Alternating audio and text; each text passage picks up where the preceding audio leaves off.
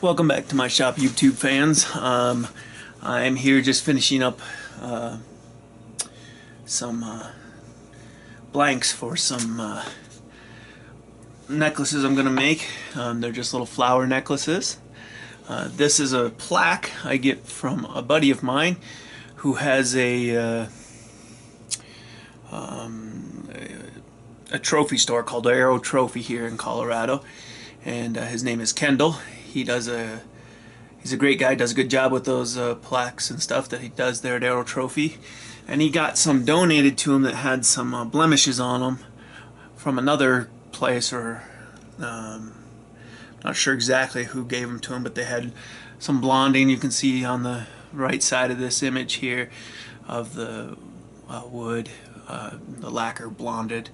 And so you can really see it on the back side here where the wood on one side blonded, the other side hadn't. And so basically I just took them, drilled a half-depth hole, and I'm going to mix up some more of my casting resin that I've talked to you about before.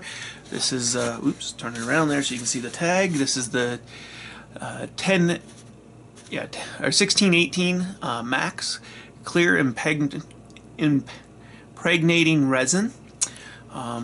Really clear. The reason I use this stuff is because of how clear it is. It does a really good job being extremely clear. I really like it. And so this is the stuff I use most of the time. Anyway, so I'm going to mix them up and just kind of show you what I do. So the first step I've done is drill the holes. Then I poured casting resin, about a quarter inch of casting resin in there, and then laid the flowers in there. Oh, I wanted to show you what happens. So these flowers, I picked them off my trees when they were budding, when they flowered, and I put them in book just to press them flat. The big thing about them though is these, if you look at the two middle ones here and here, I'll give you a close up there, you can see how brown they actually look. And the reason they went brown is because those two, this one here and this one here, flowers, I didn't actually press flat. So I wanted to experiment and kind of see what would happen as if I just tried to cast them the way they were without laying them in a book and flattening them out. And this is what I got. They went from a pink color, a little lighter pink than these pink flowers, to almost a brown color. So, and these were put in a couple days ago. I let that stuff harden up. Probably should have thrown another layer on, but I wanted to do a quick video, and I don't have a whole lot of time to do turning today, so I thought, well, I'll just do a quick video of what I do here. And I will cut out the mixing of it, the resin, but basically what I do is I get a little cheap scale out. I get my cup, I put it on there, and I zero it out to 0. Which is a little ways off still. There we go. Now we're zeroed out. And so this resin is mixed 2-to-1. This is the actual resin. The other jug I was showing you with the red label is the part B. This is the part A. It's mixed 2-to-1. And so I'm going to move this over here. So if I spill, it'll go off onto my little table top here rather than in the... So then we mix that 2-to-1.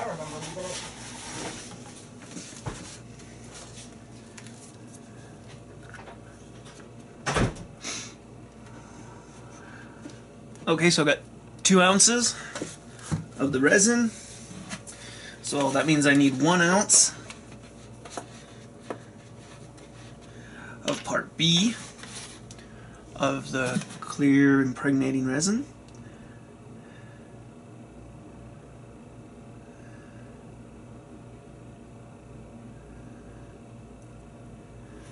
And there's 1 ounce. You can see a definite distinction between the two.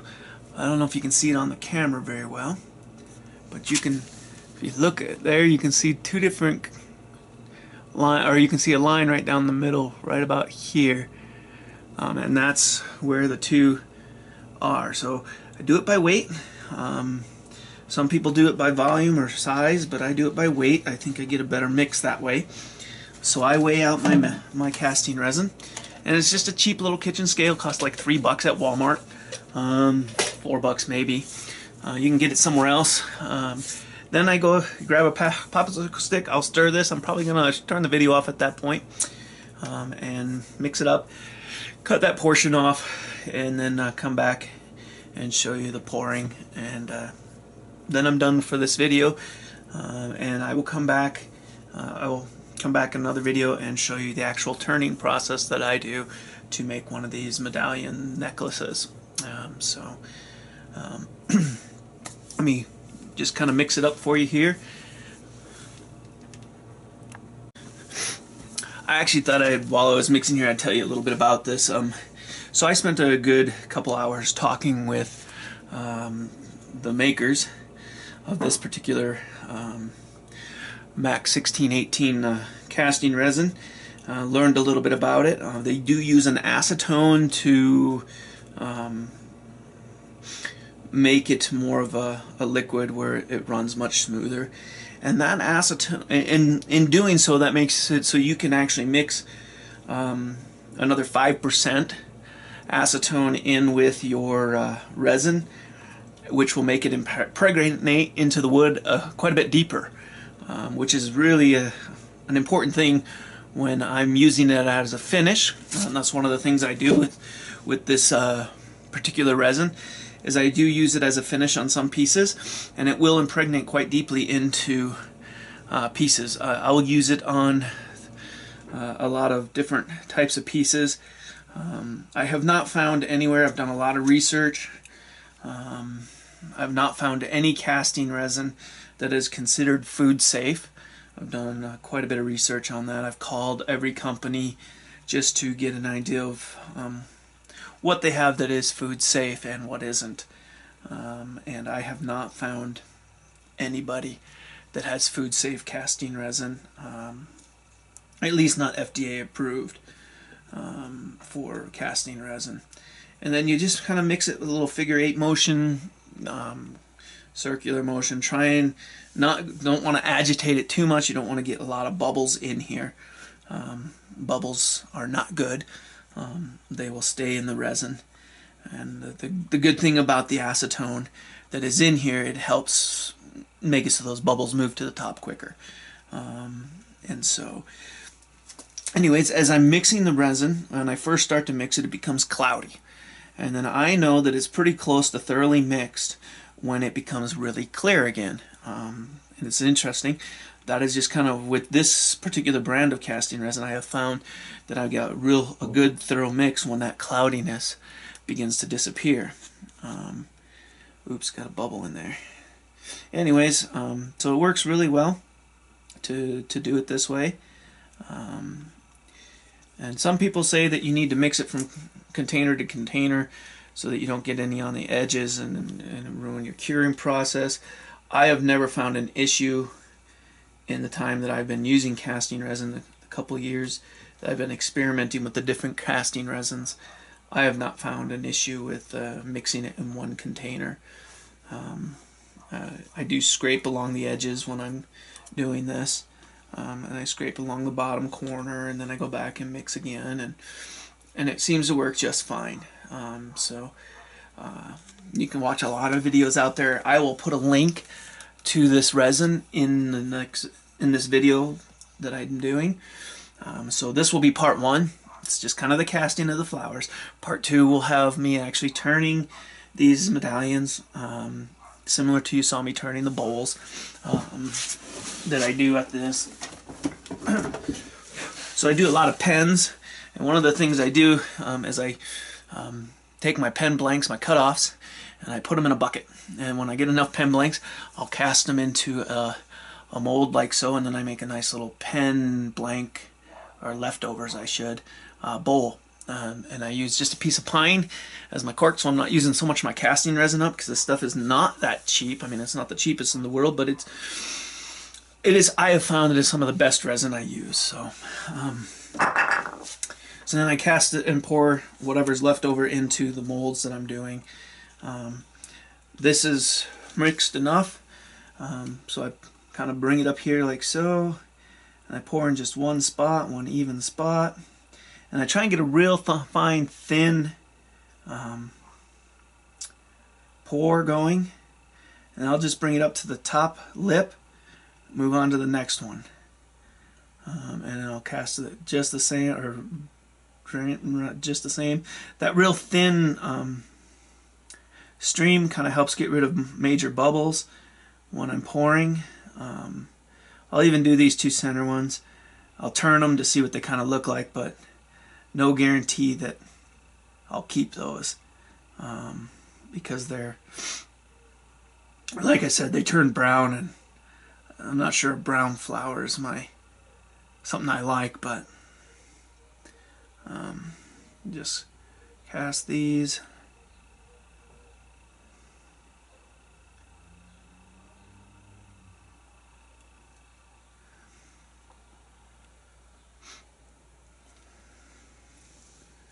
Oops, got a little too much in that one. See if I can't scoop some of that out later. It's bulging over the top.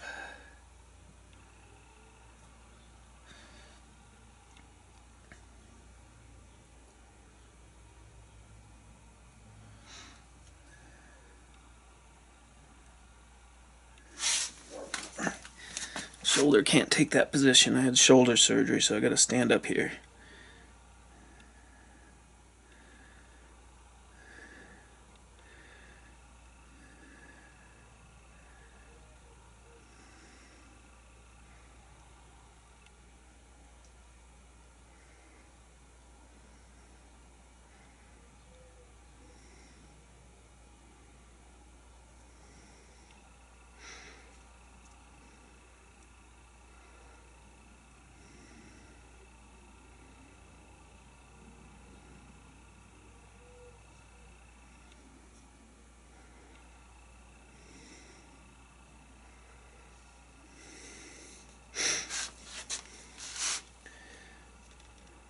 That's the last of my resin. I'm going to have to mix up a little bit more.